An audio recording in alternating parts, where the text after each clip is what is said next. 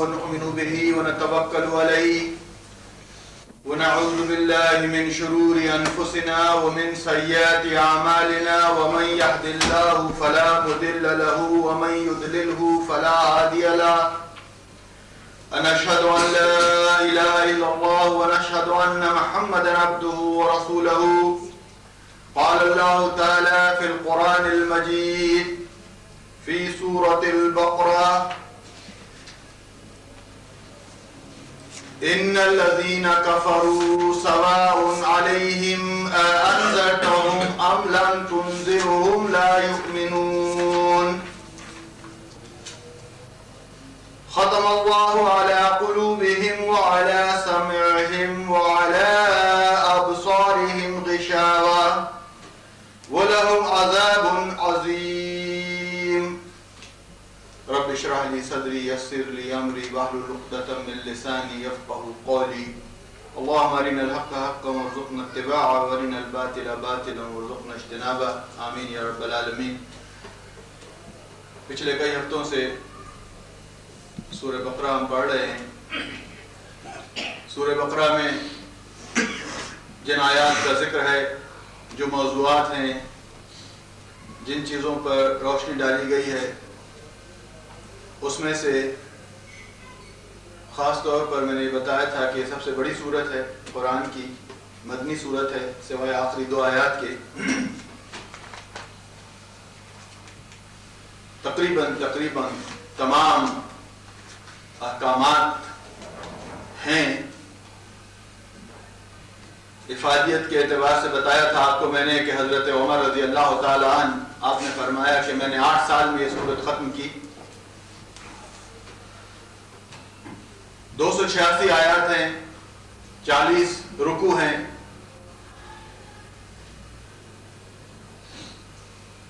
مگر جو اہم چیز ہے اس میں یہ ہے کہ یہ مدنی صورت ہونے کے باوجود قرآن میں ترتیب کے اعتبار سے آپ دیکھیں گے کہ پہلی صورت ہے، یعنی سورہ فاتحہ کے بعد بس۔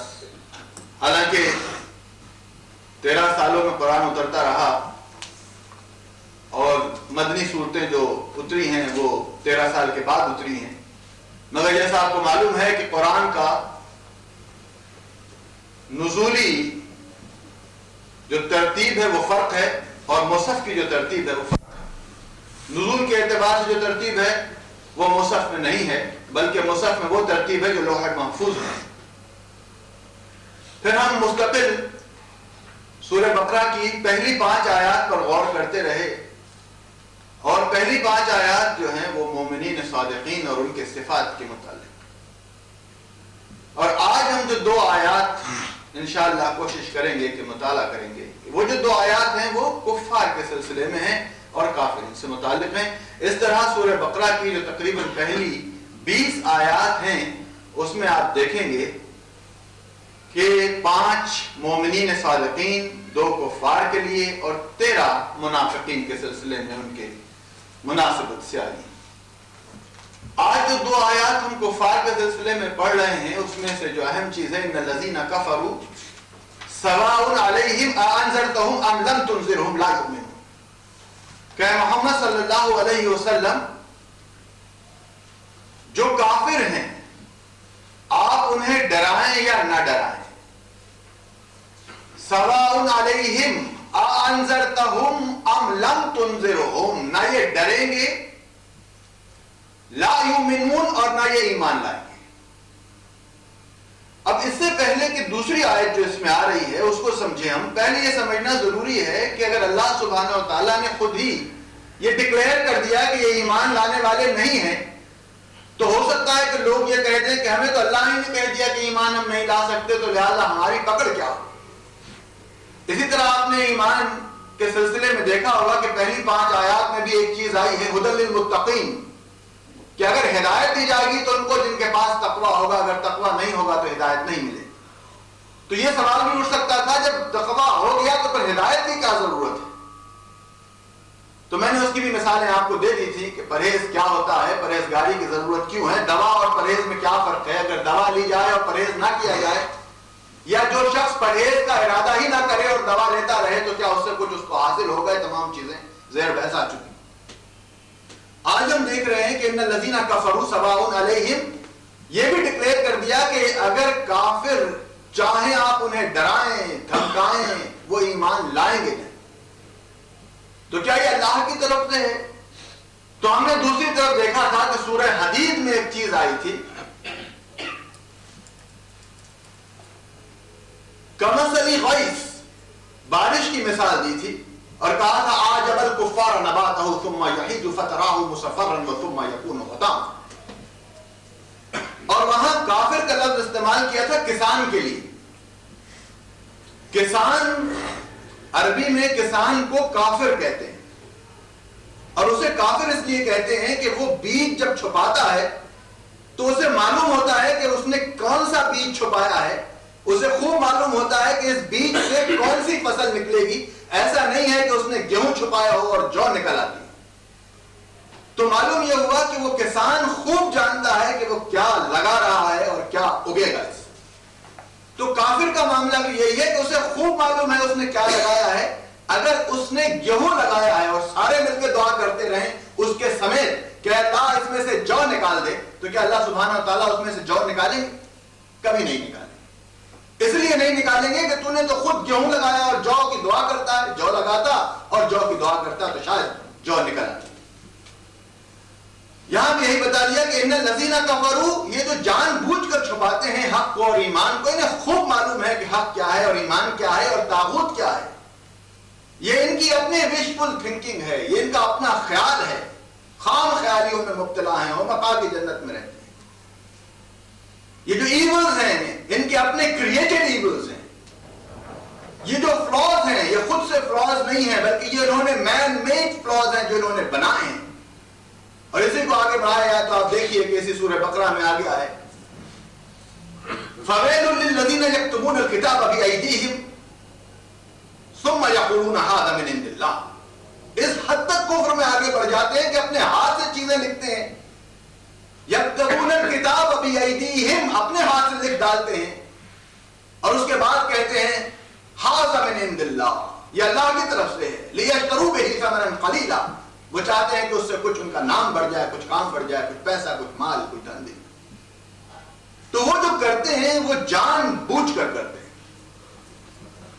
چنانچہ آپ دیکھیں گے کہ سورہ تغابن میں خاص طور پر اس کی طرف اشارہ کیا ہے اور یہ بھی بتایا ہے کہ اصل میں کفار یہ سمجھتے ہیں کہ جو یہ کر رہے ہیں ان کی پکڑ نہیں ہوگی. ان کا یہ خیال ہے کہ بس یہ دنیا ہے، مر مٹ جائیں گے تو ہم بھی مر مٹ جائیں گے، اور کیا یہ سب ہمارے اعضاء اور جوارے مٹی میں مٹی مل کر سب ختم ہو جائیں گے تو یہ کیا ہوگا، پھر کیسے جمع ہوگا اور کیسے اٹھایا جائے گا.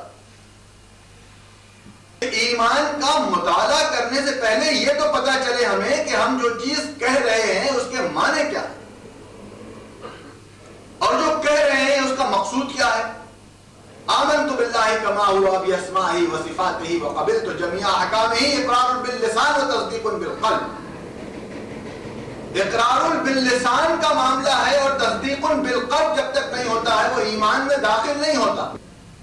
اسلام میں تو داخل ہو سکتا ہے، ایمان میں داخل نہیں ہو سکتا. اور تصدیق بالقلب ہونے کے بعد یہ کبھی نہیں ہو سکتا کہ اس کے عمل جو ہے اس کے قول سے فرق ہو جائے. اس کا عمل اور اس کا قول پھر ایک ہو جاتا ہے. اقرار باللسان کا معاملہ جو ہے سورہ عصر میں آپ دیکھیں گے کہ ان الذین آمنوا، اور تصدیق بالقلب کا معاملہ دیکھیں گے اسی میں تو وتواصوا بالحق وتواصوا بالصبر سے پہلے وہ عاملوا الصالحات. اور کیسے خدا کو ماننا؟ کما ہوا، جیسا بھی وہ ہے، اپنی ذہن کی کوئی اختراع والا خدا نہیں، جیسا وہ ہے with all attributes جو اس کے صفات ہیں وہ ساری کی ساری ذات و صفات کا پورا اس کو مان. اقرار باللسان و تصدیق بالقلب کی تفریق اگر آپ دیکھنا چاہتے ہیں کہ کیا واقعی ایسا ہے تو آپ دیکھیں گے کہ سورہ حجرات میں عرب آ کر کہتے ہیں اللہ کے رسول سے، اور وہی as it is جسے کہنا چاہیے کہ وہی آ گئی ہے. قالت الاعراب، یہ عرب آ کر کہتے ہیں محمد صلی اللہ علیہ وسلم آمنا، ہم ایمان لیا. قل، ان سے کہہ دیجئے محمد صلی اللہ علیہ وسلم لم تؤمنوا، تم ابھی ایمان نہیں لائے. عرب آ کر کہہ رہے ہیں ایمان لے آئے ہیں سورہ حجرات، اور اللہ کہتے ہیں حضور سے ان سے کہہ دیجئے تم ابھی ایمان نہیں لائے. لم تؤمنوا ولکن قولوا اسلمنا. ہاں ایک چیز ہو سکتی ہے کہ تم اس سے کہو ولیکن لیکن قولوا تم کہہ سکتے ہو اسلمنا کہ ہم مسلمان ہو گئے, ہم اسلام میں داخل ہو گئے. اسی کی تشریح فرماتے ہیں اللہ عز و جل آگے کی آیت میں فرماتے ہیں وَلَمَّا يَدْخُلِ الْإِيمَانُ فِي قُلُوبِكُمْ, اس لیے تم ابھی صرف مسلمان ہو کہ وَلَمَّا يَدْخُلِ الْإِيمَانُ, ابھی تمہارا ایمان تمہارے قلوب میں داخل نہیں ہوا. وَإِن تُطِيعُوا اللَّهَ وَتُطِيعُوا الرَّسُولَ, اگر تم اللہ اس کے رسول کی اطاعت کرتے رہو گے اسی حالت میں رہتے ہوئے لا یلدکم من اعمالکم شیئا, تو تمہارا ایک عمل بھی ضائع نہیں کیا جائے گا, بشرطے کہ لگے رہو اور لگے رہو اور لگے رہو. مگر یہ نہیں کہ پہلے ہی تم نے کہہ دیا کہ ہم ایمان لائے, تو ابھی ایمان نہیں لائے. ایمان تو جب پتہ چلے گا جب تمہارا قول اور تمہارا فعل سنکرونائز ہو جائے, اس میں کوئی تضاد نہ رہے, تو جو تم کہتے ہو وہ تمہارے عمل سے ظاہر ہونے لگے. تو کافر اسے کہتے ہیں کہ جو جان بوجھ کر کرتا ہے اور اس کا ایک اپنا الگ سسٹم ہوتا ہے اور اس سسٹم کے لیے وہ لڑتا ہے اور جان کی بازی لگاتا ہے. آپ دیکھیں گے کہ حضور صلی اللہ علیہ وسلم کے ساتھیوں میں سے کچھ ایسے بھی تھے کہ جو ایمان لے آئے اور کچھ ایسے بھی رہ گئے جو ایمان نہیں لائے, رشتہ داریوں میں بھی تھے.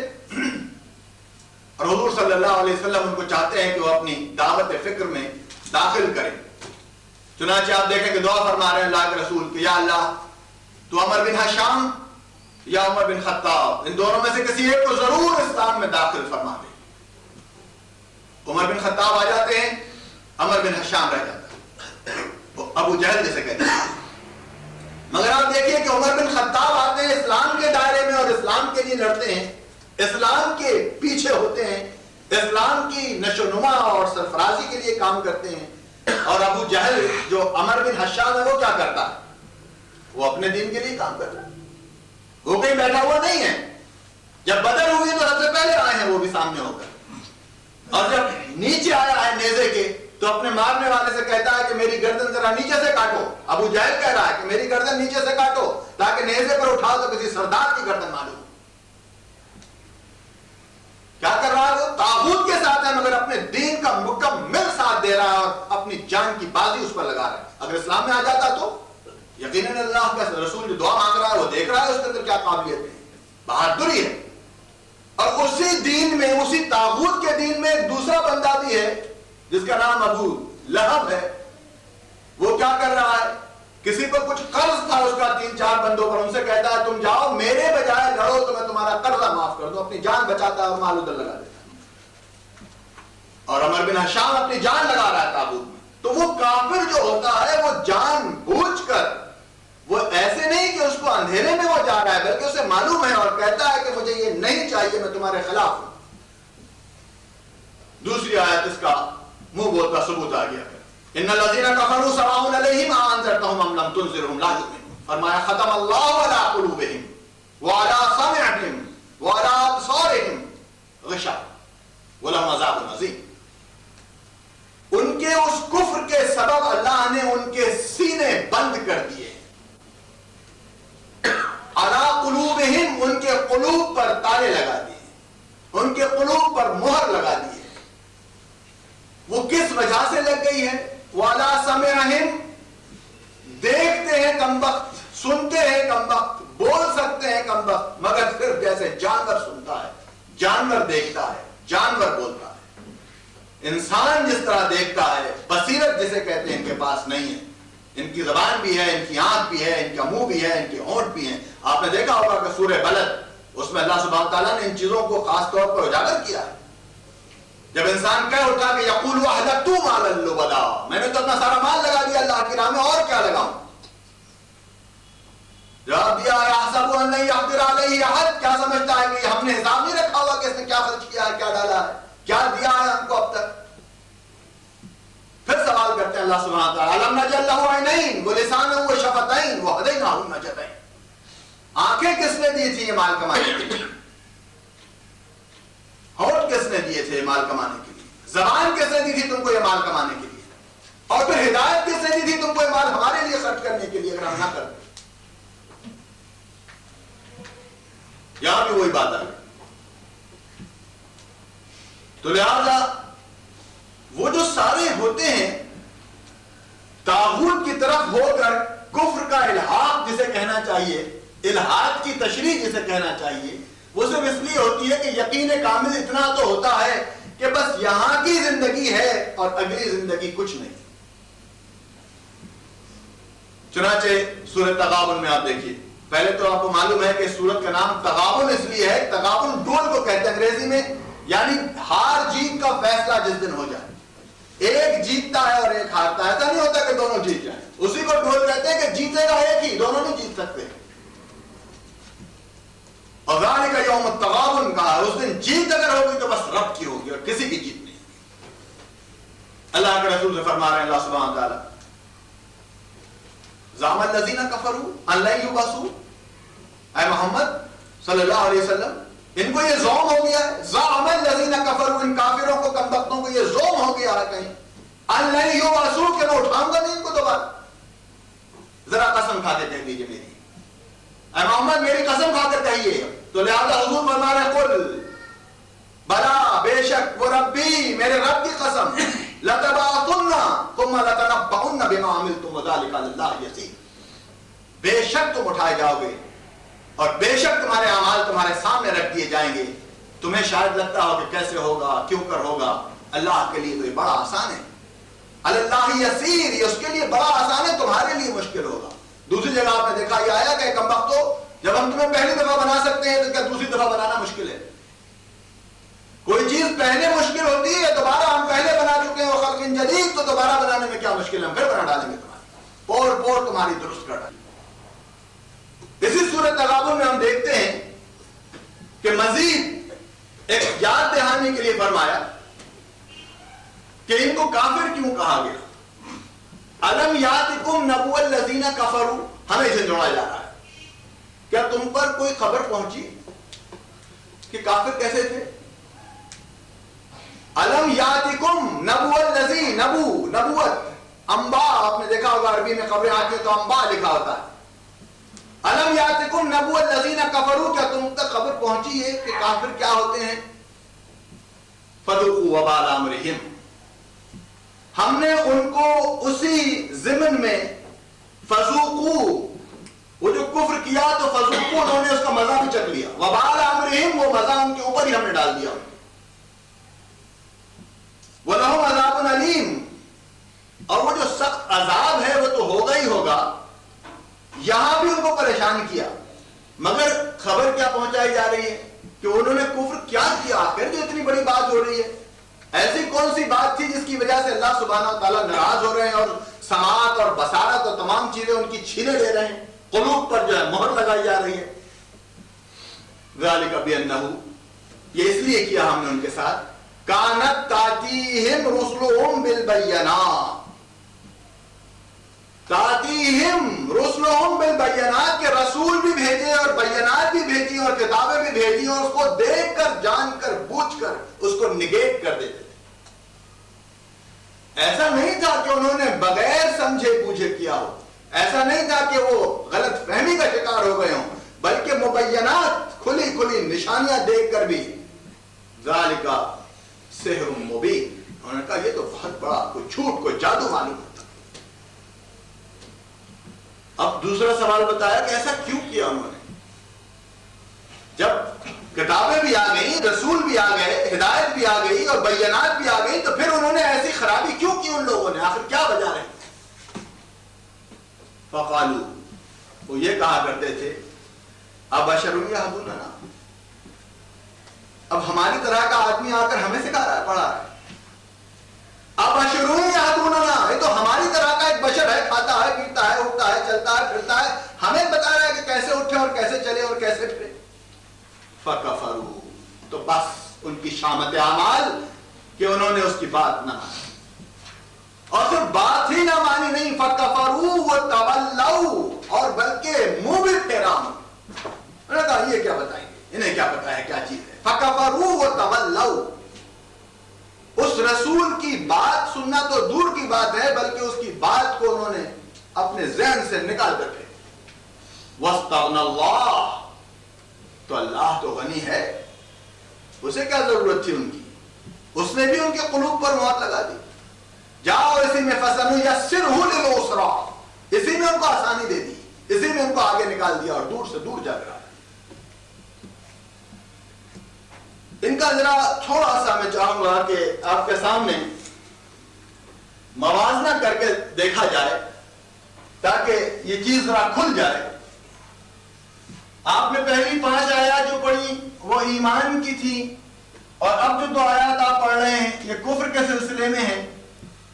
ایمان اور کفر میں جو تضاد ہے، جو کمی ہے، جو فرق ہے، ایمان میں نے آپ کو خاص طور پر ایک چیز کا نور، میں نے کہا تھا ایمان کیا ہے؟ نور ہے.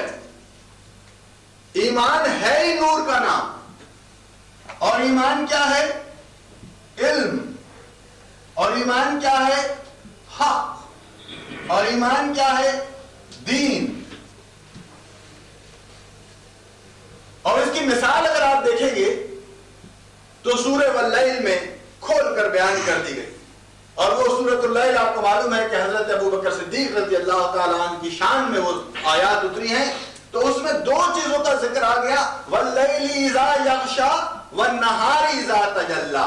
کفر کو لیل سے قرار دیا اور ایمان کو نہار سے قرار دیا. واللیل اذا یغشا، اور لیل کو غشی سے تعبیر کیا اور نہار کو تجلی سے تعبیر کیا. واللیل اذا یغشا والنہار اذا تجلی، یعنی جو نور ہے، جو نہار ہے، جو ایمان ہے وہ حق ہے، وہ روشن ہے. اور جو کفر ہے، الحاد ہے، وہ رات ہے، وہ تاریکی ہے، وہ جہالت ہے اور وہ غشی کا عالم ہے.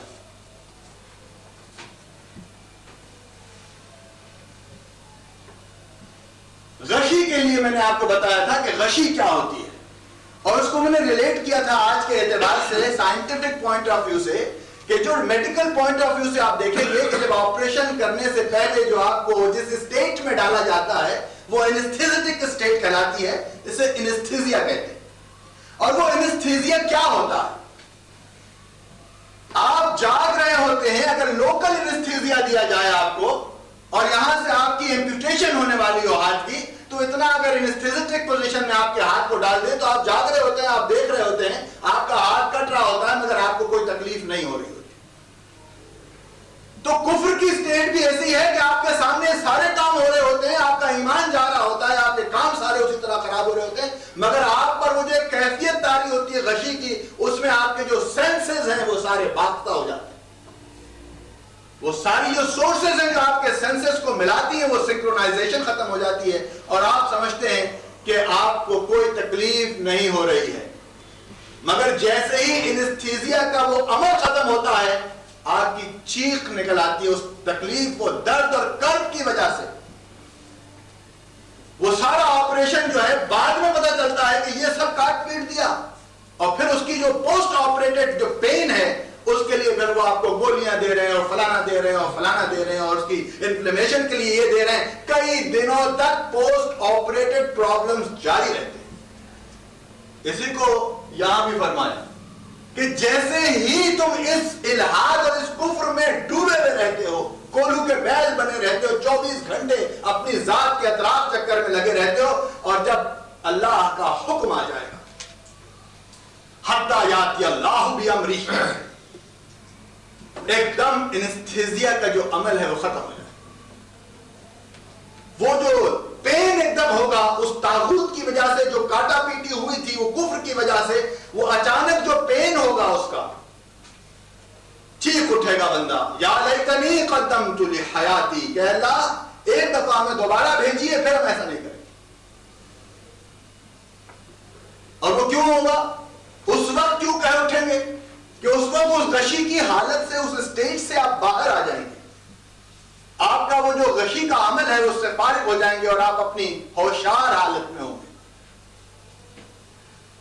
چنانچہ یہیں آپ پھر دیکھیے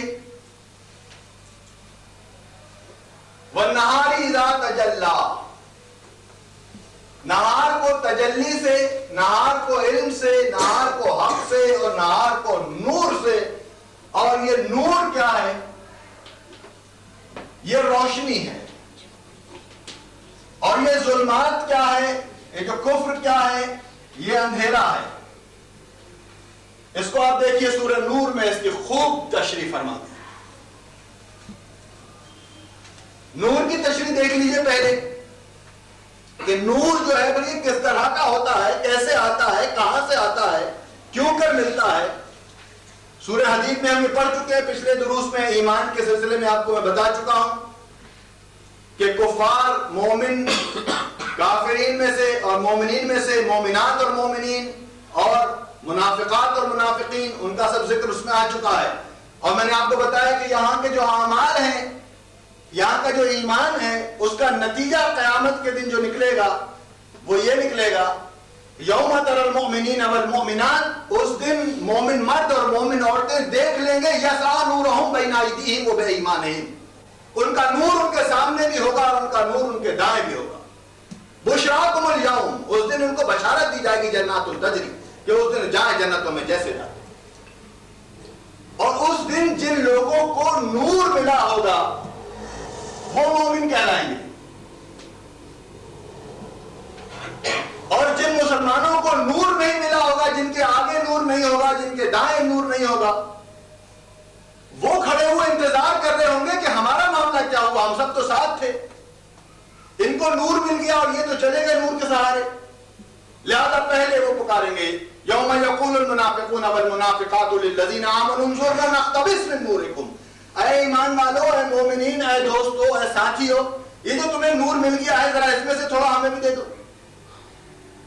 نقتبس، ایک چنگاری صحیح. اگر کہیں کسی نے اللہ کو بھی سائنس کے اعتبار سے مانا ہوتا تو وہ اللہ جو نیوٹن نے پیش کر دیا تھا، آئنسٹائن صاحب آتے تو وہ ختم ہو جاتا.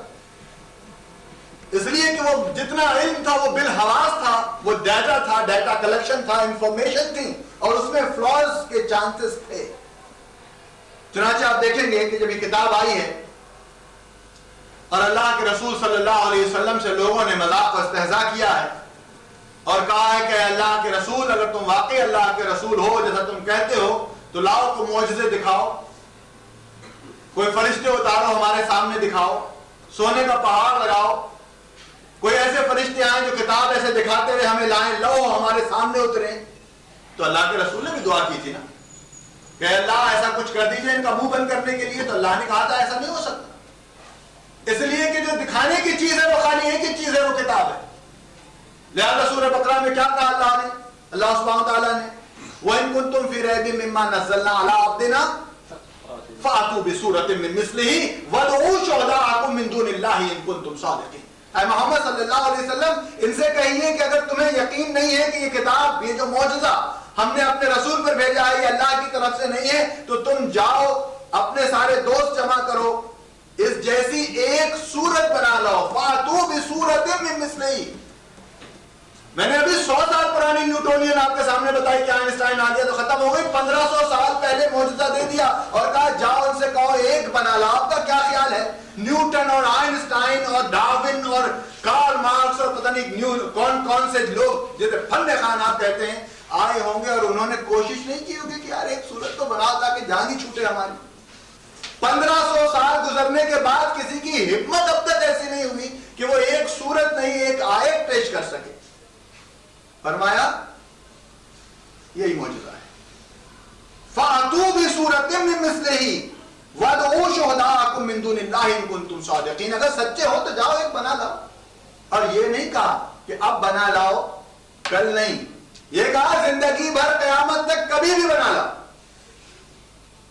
کیوں کہ اگر صرف اتنی آیت آ جاتی تو شاید شبہ ہوتا کہ وہ اس وقت کہا تھا، اب دماغ اتنے تیز ہو گئے شاید کوئی بنا لائے، اس لیے کہ جواب بھی اسی وقت دے دیا. فَإِن لَّمْ تَفْعَلُوا، اگر یہ تم نہ کر سکے، وَلَن تَفْعَلُوا، اور تم کبھی کر ہی نہیں سکتے.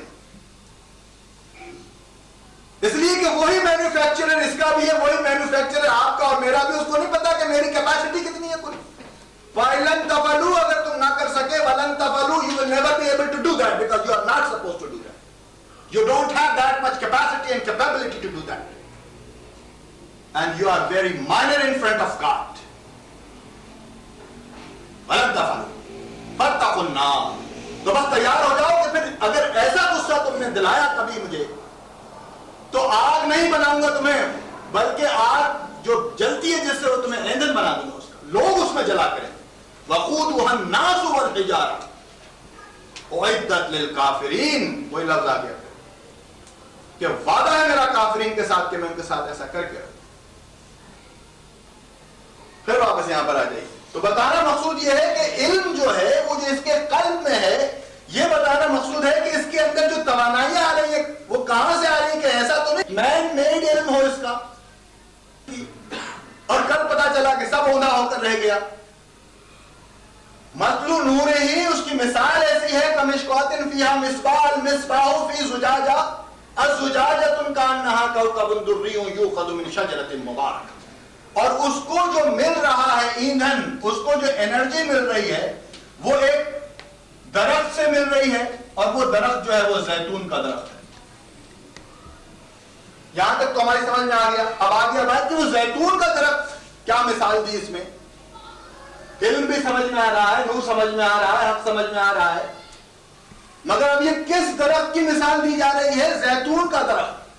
آپ کو یاد ہوگا کہ جو لوگ متواتر یہاں آ رہے ہیں اور جو ٹوٹا پھوٹا میں ان کو سمجھاتا ہوں اپنی بساط کے مطابق، ضرور انہوں نے اس پر غور بھی کیا ہوگا. میں نے ایک دفعہ ایک سورت والتین والزیتون، والتین والزیتون وطور سینین وہذا البلد الامین، میں نے کہا تھا کہ یہ چار چیزیں ایک سورت میں آئیں، والتین والزیتون وطور سینین وہذا البلد الامین. اور اس کے فوراً بعد جو آیت آتی ہے لقد خلقنا الانسان فی احسن تقویم. اور اس کی ایکسپلینیشن میں نے متشابہات میں کی تھی اور یہ بتایا تھا کہ والتین کیا ہے، زیتون کیا ہے، طور سینین کیا ہے، اور بلد الامین کیا ہے. اور پھر ہم نے تمام متشابہات کے اعتبار سے وہ تراجم جو ہمارے پاس ہیں اویلیبل، جتنے بھی اویلیبل ہیں ان سب کو ہم نے غور کیا.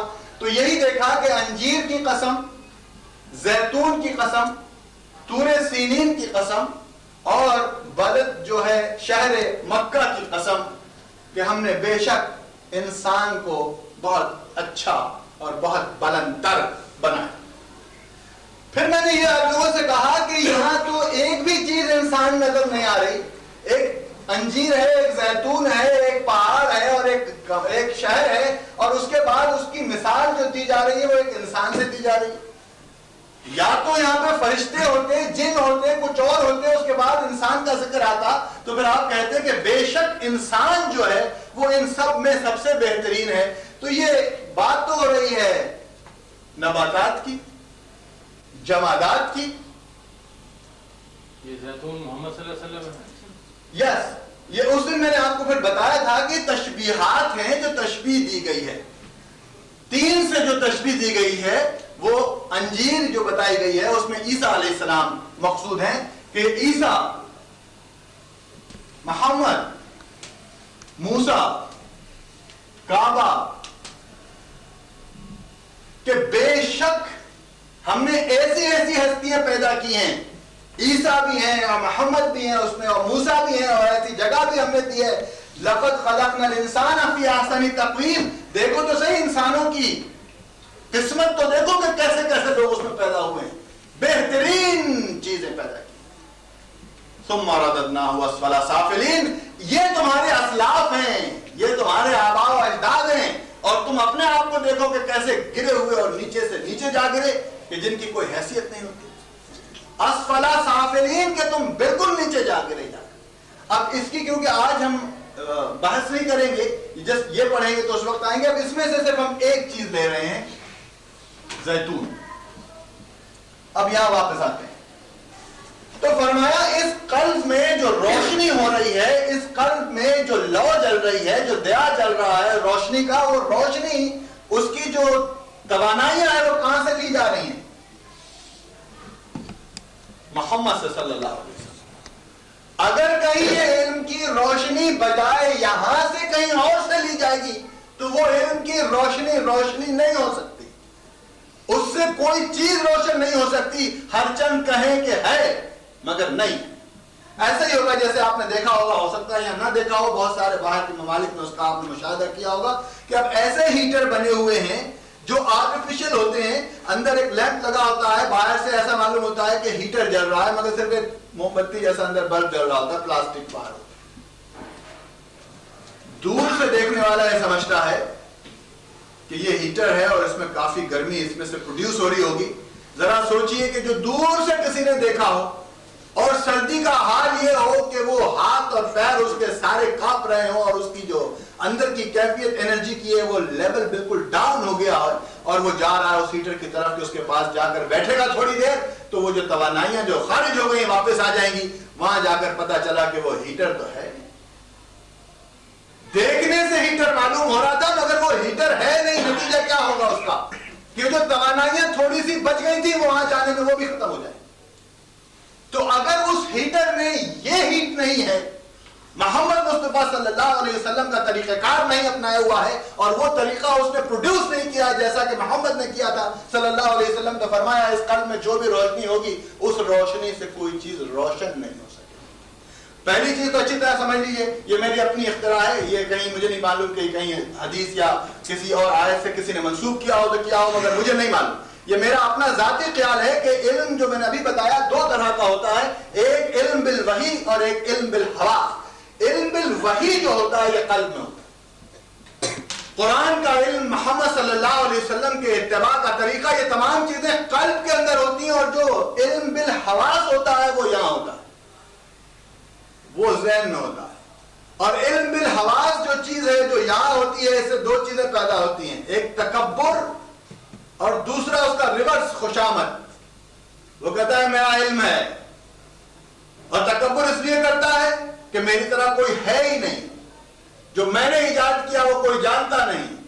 اور یہی وہ چیز تھی کہ شیطان کے پاس کہ جب اس سے کہا سجدہ کرو تو اس نے کہا یہ تو ہے اصل چیز میرے پاس، اگر یہ میں نے نیچے ڈال دی تو پھر میرے پاس کیا بچے گا۔ فَقَوْلَهُ سَاجِدِينَ کہا تھا تو سارے سجدے میں گر پڑے تھے، إِلَّا إِبْلِيسَ أَبَى وَاسْتَكْبَرَ وَكَانَ مِنَ الْكَافِرِينَ۔ لفظ پھر وہی، اس نے کبر کیا، اس نے غرور کیا، اس لیے کہ وہ کافروں میں سے تھا، کانا من الکافرین، وہ کافروں میں چلا، جان بوجھ کر کے اسے معلوم تھا کہ کیا کرنا ہے، تب اس نے ایسا کیا۔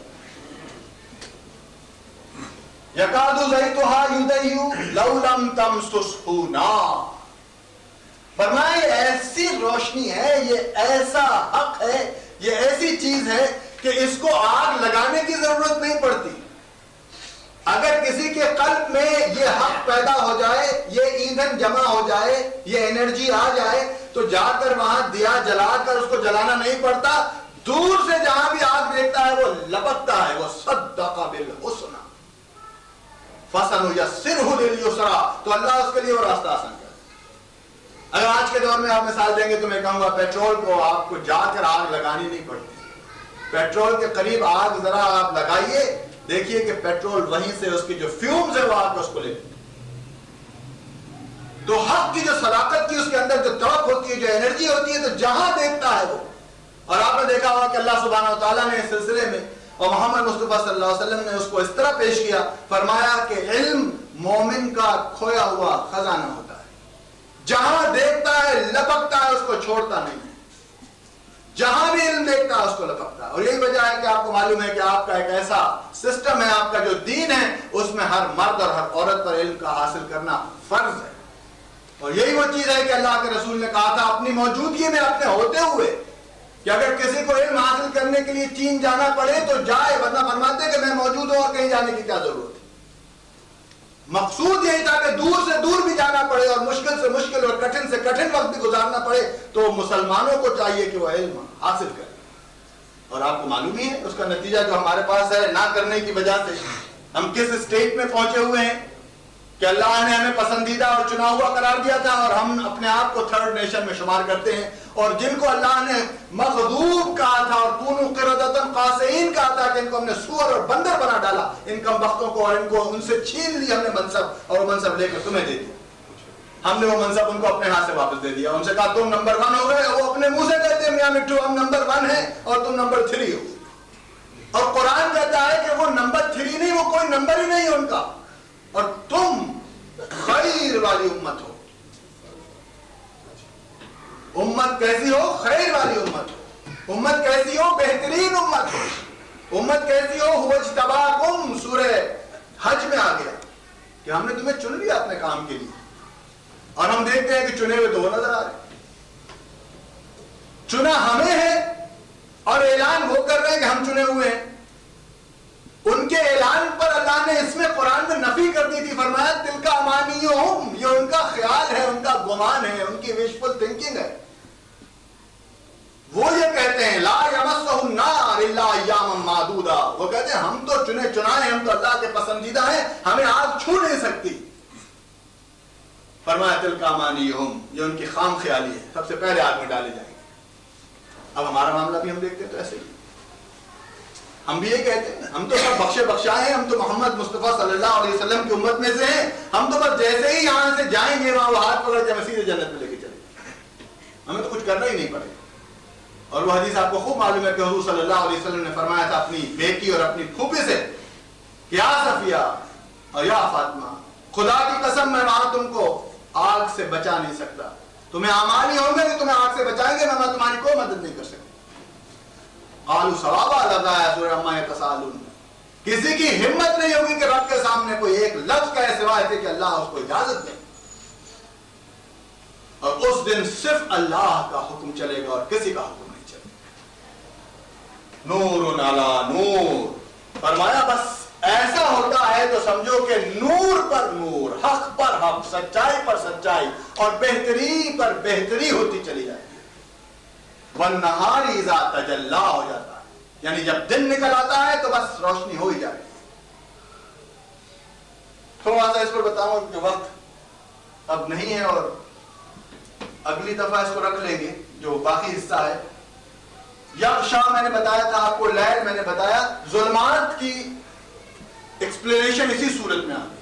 جس طرح نور کی ایکسپلینیشن سورہ نور میں آ گئی، اس کے بعد ظلمات کی، اندھیرے کی، تاریکی کی، کفر کی، غشی کی بھی آ گئی. او کا ظلمات ہے، فرمایا تمہیں ہم اندھیرے کی مثال دیں گے، اور وہ ابھی تھوڑی دیر پہلے آپ دیکھ چکے. او کا ظلمات فی بحر لجی یغشاہ من موج فوقہ من موج فوقہ سحاب، ظلمات بعضها فوق بعض اذ اخرج لم یکد یراها ومن لم یجعل اللہ له نورا فما له من نور. فرمایا تمہیں اندھیرے کی مثال دیں. اندھیرا تو ایسا ہوتا ہے کہ سمجھو صرف تمہیں بتانے کے لیے ہم کہہ رہے ہیں. اللہ سبحانہ تعالیٰ فرماتے ہیں یہ سمجھو کہ ایک عمیق دریا ہے، ایک گہرا سمندر ہے جو بہت ہی گہرا، اور گہرائی کی وجہ سے نیچے تم تہ میں ہو، سمجھو جہاں اندھیرا ہوتا ہے. اور فرمایا پھر اس سمندر کے اوپر سمجھو ایک موج آ گئی جو بہت اونچی موج، لہر. فرمایا اس لہر پر بھی ایک اور لہر سمجھو آ گئی جو اس سے بھی اونچی. پھر فرمایا سمجھو اوپر بھی اندھیرا ہو گیا اور بادل آ گئے، اور بادل بھی بہت کالے اور اندھیرے بادل آ گئے، یہاں تک کہ جس جگہ تم ہو اتنا اندھیرا ہو گیا کہ اپنا ہاتھ نکالو لم یکد یراہا تو اپنا ہاتھ بھی تمہیں نظر نہ آیا. آپ نے ابھی دیکھا ہاتھ نظر نہیں آتا. بتانا مقصود یہ تھا کہ جب تمہیں نظر ہی نہیں آتا تو جو تم کچھ کر رہے ہوگے تمہیں کیا پتہ چلے گا. کفر کا معاملہ یہ ہے کہ اتنے اندھیرے میں تم چلے جاتے ہو کہ تمہیں کچھ پتہ نہیں چلتا. اب یہ جو روشنی ہو گئی ہے اس ماحول میں، تو اس روشنی کی وجہ سے یہ بھی نظر آ رہا ہے، یہ بھی نظر آ رہا ہے، یہ بھی نظر آ رہا ہے، یہ بھی نظر آ رہا ہے. اگر اس اندھیرے میں کوئی شخص اندر داخل ہوتا جو پہلے نہ آیا ہوتا تو کیا خیال ہے آپ کا؟ آتے ہی منہ اوندے منہ گر پڑتا.